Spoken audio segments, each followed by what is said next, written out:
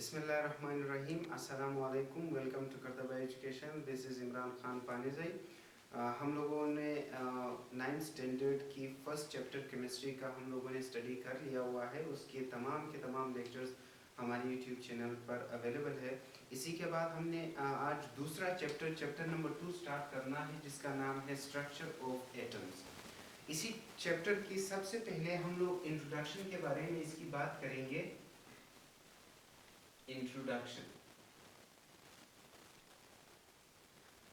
इस चैप्टर की इंट्रोडक्शन में बेसिकली एक कॉन्सेप्ट आता है। आप लोगों ने हम लोगों ने पिछले चैप्टर में पढ़ा था। ये कॉन्सेप्ट इसके इंट्रोडक्शन में केमिस्ट्री इटसेल्फ से ही स्टार्ट होता है। सबसे पहले हमारे पास केमिस्ट्री है। अब हम लोगों ने, जब मैं आपको केमिस्ट्री का डेफिनेशन समझा रहा था, तो मैंने आपको ये चीज़ बताई थी कि केमिस्ट्री में हम लोग जो बेसिक चीज़ की स्टडी करते हैं उसका नाम है मैटर। ठीक है, हम लोग केमिस्ट्री में किस चीज़ की स्टडी करते हैं? मैटर की स्टडी करते हैं। अब इन एक और स्टेप अगर आप नीचे जाएंगे तो हमने ये फिर मजीद पढ़ा था उसी चैप्टर में कि हम लोग मैटर जो है वो बेसिकली कंपोज्ड होता है एटम्स से। ये किस चीज से कंपोज होता है? एटम से। तो अगर आप इसको समझने की अभी रिवर्स वाइज समझने की कोशिश करेंगे तो आपको ये पता चलेगा, सबसे पहली चीज जो आपको समझनी है केमिस्ट्री को समझने के लिए, तो वो आप एटम को सीखेंगे, उसको समझेंगे, तमाम के तमाम चीजें एटम के बारे में आप सीखेंगे। जब आप एटम के बारे में सारी की सारी चीजें सीख जाएंगे तो इसका मतलब है कि आपने मैटर को स्टडी किया, मैटर भी आपको समझ आ गया। और जब आपको मैटर कंप्लीटली समझ आ गया है, इसका मतलब है कि आप केमिस्ट बन गए हो और आपको केमिस्ट्री बिल्कुल आती है और आपको केमिस्ट्री याद है। अच्छा, तो एटम को सबसे पहले 400, उसके अगर हम लोग ब्रीफ ओरिजिनेशन पे अगर हम जाए, डेरिवेशन ऑफ एटम के एटम वर्ड्स पे, सबसे पहले हम लोग डिराइवेशन, अगर हम लोग एटम के डिराइवेशन को देखते हैं तो एक ग्रीक फिलोसोफर था। ग्रीक आप लोग सब लोग ग्रीक को जानते हो। एक ग्रीक फिलोसोफर था 400 बीसी में, 400 बीसी में, जिसका नाम था डेमोक्रिटस। ये एक ग्रीक फिलोसोफर था। उसने ये कॉन्सेप्ट, ऐसा जाना जाता है जनरली, बहुत पुराने ज़माने की बात है, 400 बीसी बिफोर क्राइस्ट की बात है। तो ये ऐसा जाना जाता है कि ये जो एटम के डिराइवेशन का जो एटम डिराइव किया था, वर्ड एटम, ये डेमोक्रिटस ने ग्रीक जुबान के ही एक लफ्ज से, जिसको हम लोग कहते हैं एटोमस, इस ग्रीक जुबान के लफ्ज से डिराइव किया था। अब इस ग्रीक जुबान में एटोमस का मतलब होता है इनडिविजिबल। इसका मतलब होता है इनडिविजिबल। ठीक है, अब इनडिविजिबल तो जनरल एक इंग्लिश जुबान का लफ्ज है। इनडिविजिबल से हमें ये पता चलता है कि एटम एक ऐसी चीज है जिसको हम लोग डिवाइड नहीं कर सकते हो, तकसीम नहीं कर सकते हो। तो ये जो डेमोक्रिटस था, इसने जनरली मैटर के बारे में ये एक फिलॉसफी पेश की थी कि जो भी मैटर है वो आपके पास छोटे छोटे एटॉमस पार्टिकल से बने हुए हैं, जिनको हम लोग मजीद डिवाइड नहीं कर सकते। मतलब जितने भी मैटर, जितने भी मादे हैं हमारे पास इस यूनिवर्स में, इस दुनिया में, वो सारे के सारे छोटे छोटे ऐसे ज़रों से बने हुए हैं जिनको हम लोग मजीद डिवाइड नहीं कर सकते। ये कॉन्सेप्ट था डेमोक्रिटस का। ठीक है, अब यहाँ पर अब चूंकि साइंस आहिस्ता आहिस्ता तरक्की करता चला गया, हम लोगों ने जब देखा, जब साइंस ने तरक्की की, तो हमें ये पता चला कि ये जो डेमोक्रिटस ने एक फिलॉसफी पेश की थी, ये फिलॉसफी अब वही के वही नहीं रही। जो ये इनडिविजिबिलिटी की एक कॉन्सेप्ट जो उसने पेश की थी, वो अब इनडिविजिबिलिटी तक महदूद नहीं रही, क्योंकि अगर हम लोग मैटर के स्ट्रक्चर पर गौर करेंगे तो ये हमारे पास मैटर का एटम का एक स्ट्रक्चर हुआ, और एटम में हमारे पास मुख्तलिफ किस्म के पार्टिकल्स होते हैं। यहाँ पर हमारे पास प्रोटॉन होता है, न्यूट्रॉन होता है, और भी हमारे पास सब एटॉमिक पार्टिकल्स होते हैं।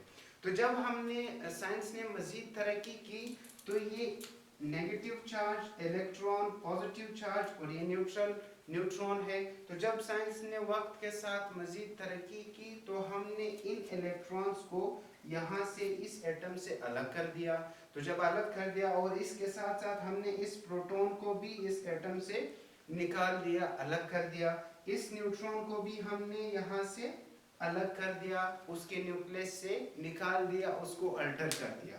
जो मेन चीज मैं आपको समझाने की कोशिश कर रहा हूँ वो ये है कि जो जैसे जैसे साइंस तरक्की करता चला गया, तो ये जो डेमोक्रिटस का एक कॉन्सेप्ट था कि एटम इंडिविजिबल है, हम उसको डिवाइड मजीद नहीं कर सकते, तो वो इंडिविजिबिलिटी का कॉन्सेप्ट अब मजीद एक्यूरेट, मजीद जेन्युइन नहीं रहा, क्योंकि हम लोग अब एटम को मजीद डिवाइड कर सकते हैं। ठीक है, अब जनरल डेफिनेशन पे अगर आप लोग आ जाओगे एटम की, कि आप जनरली और बेसिकली और इन शॉर्ट और एंड सिंपल वर्ड्स आप एटम को डिफाइन कैसे करेंगे। ठीक है, बहुत ही आसान सा तरीका है। एक तो हम लोग वो एलिमेंटल बेसिस पे आप लोग उसको डिफाइन करेंगे, नहीं, आपको एक बहुत ही कॉमन, बहुत ही जनरल डेफिनेशन अगर आप एटम की करेंगे, तो आप कहोगे दी बिल्डिंग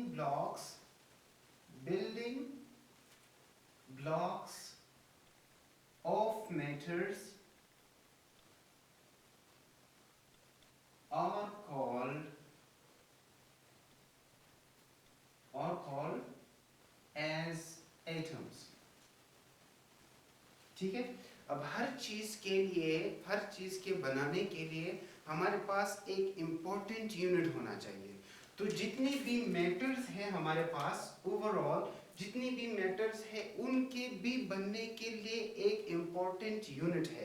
तो एटम असल में तमाम के तमाम मैटर्स का बिल्डिंग ब्लॉक है, यानी कि बेसिक यूनिट है। ठीक है, तो अगर आप जनरली एटम को डिफाइन करना चाहोगे, तो आप सिंपल अल्फाज में ही कहोगे कि the building blocks of matter is called as an atom.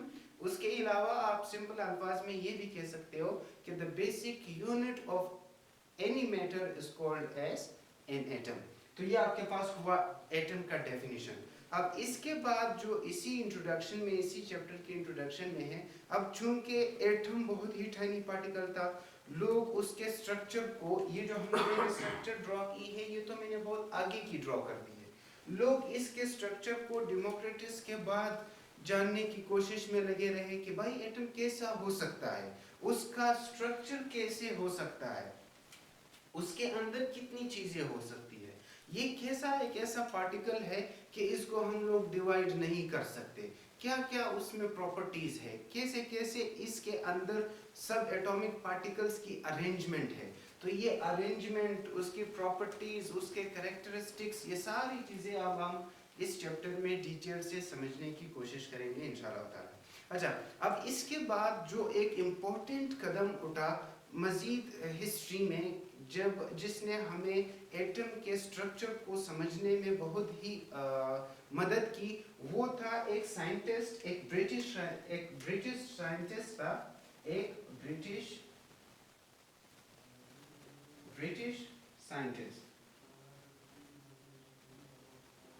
British scientist था जिसका नाम था विलियम क्रुक।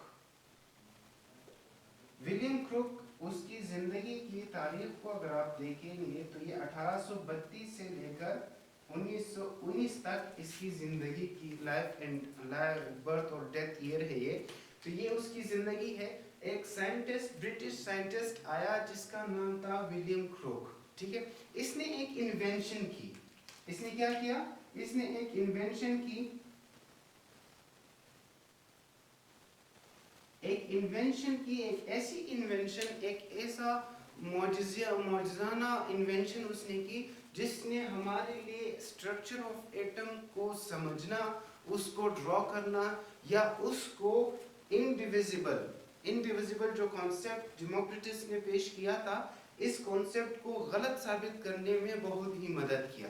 तो उसने जो इन्वेंशन की, उसने बेसिकली जो एक आला, एक डिवाइस, एक चीज दरियाफ्त की, उसका नाम था कैथोड रे ट्यूब। उसने एक चीज इन्वेंट किया जिसका नाम था कैथोड रे ट्यूब। ठीक है, अब कैथोड रे ट्यूब एक, अभी मैं आपको उसका डायग्राम ड्रॉ करके दूंगा, बहुत ही सिंपल चीज है, लेकिन उसका काम जब फिर हम पढ़ेंगे कि उसने कैसे सब एटॉमिक पार्टिकल्स की डिस्कवरी में काम सरअंजाम दिया, हमें मदद की, हमारे लिए आसानियां पैदा की, तो आप खुद समझ जाओगे कि ये विलियम क्रूक साहब ने जो कैथोड रे ट्यूब इन्वेंट की, उसका कितना इंपॉर्टेंस हमारे पास स्ट्रक्चर ऑफ एटम को समझने में आता है। तो उसने कैथोड रे ट्यूब इन्वेंट किया। कैथोड रे ट्यूब ओवरऑल बहुत ही सिंपल स्ट्रक्चर है। अगर आप कैथोड रे ट्यूब को देखेंगे तो इसमें कोई ऐसी बड़ी बात नहीं है, बिल्कुल एक सिंपल ऐसा ट्यूब है जो कि ग्लास से बना हुआ होगा। किससे? जो कि ग्लास ट्यूब था, सिंपल ट्यूब, ग्लास मतलब शीशे से बना हुआ था। इसी के साथ साथ इसने इसमें दो अलग अलग इलेक्ट्रोड्स रखे थे।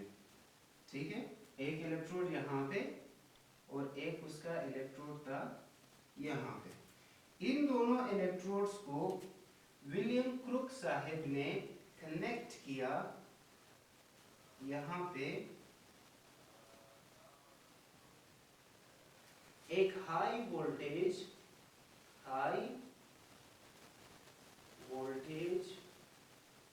जनरेटर के साथ।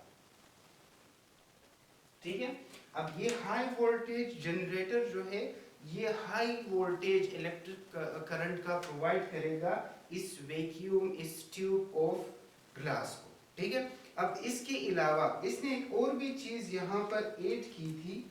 यहाँ पर उसने एक और चीज ऐड किया था, एक और चीज उसने यहाँ पर ऐड किया जिसका नाम उसने रखा वैक्यूम पंप। ठीक है, ये उसका स्ट्रक्चर है। और ये वो इलेक्ट्रोड जो हाई वोल्टेज जनरेटर के नेगेटिव जो साइन होता है उसके साथ जो उसने अटैच किया था, कनेक्ट किया हुआ था, उसने उसको नाम दिया कैथोड का। तो ये कैथोड इलेक्ट्रोड हुआ। और जो दूसरा जो पॉजिटिव चार्ज के साथ कनेक्ट था, तो ये नेगेटिव के साथ कनेक्ट है तो इस पर नेगेटिव चार्ज होगा, और ये पॉजिटिव के साथ कनेक्ट है तो इसके पास पॉजिटिव चार्ज होगा। तो ये जो पॉजिटिव चार्ज के साथ कनेक्शन वाला इलेक्ट्रोड है, उसका नाम रखा गया है एनोड का। उसका नाम क्या रखा गया? उसका नाम रखा गया एनोड का। तो ये जो अब आपके पास एक स्ट्रक्चर बना, इस सारे स्ट्रक्चर को हम लोग कहते हैं कैथोड रे ट्यूब। अब मुआजिजा कहां पर हुआ? यहाँ पर ऐसे हुआ जब विलियम क्रूक साहब ने देखा ऐसा, उसने एक ट्यूब बनाया। उसने जैसे ही हाई वोल्टेज करंट को इससे पास किया नॉर्मल प्रेशर पे, उसने कुछ नहीं किया, कैजुअल या नॉर्मल प्रेशर पे, नॉर्मल प्रेशर, ठीक है, जब उसने नॉर्मल प्रेशर पर से, यहाँ पर एयर होता है, जाहिर सी बात है, जब आप लोग कॉमन सेंस की बात है, यहाँ पर एयर होगा। अगर यहाँ से आप एयर रिमूव नहीं कराओगे, वैक्यूम पंप का काम ही यही होता है कि वो अंदर से एयर को रिमूव करा करके अंदर के प्रेशर को कम करेगा। तो हमने यहाँ से वैक्यूम पंप को अभी तक इस्तेमाल नहीं किया है। विलियम क्रूक साहब ने जब यहाँ पर एयर मौजूद था, उसने यहाँ से हाई वोल्टेज करंट पास करवाया। जब उसने पास करवाया नॉर्मल प्रेशर पे, तो उसने देखा कि यहाँ पर नो चेंज, कोई चेंज नजर उसे नहीं आया। ठीक है, उसे कोई भी चेंज नजर नहीं आया। जब उसने इस वैक्यूम पंप को की मदद से यहाँ के प्रेशर को लो कर दिया, यहाँ की किसको? प्रेशर को, इसने यहाँ के प्रेशर को डिक्रीज कर दिया 0.01 थॉर तक। जो कि बहुत कम प्रेशर है, ठीक है। उसने इस वैक्यूम पंप की वजह से अंदर की हवा खींची, बाहर फेंकी। अब जो अंदर का प्रेशर था वो बहुत ही कम हुआ, ऑलमोस्ट आप ऐसे समझे कि ना होने के बराबर है।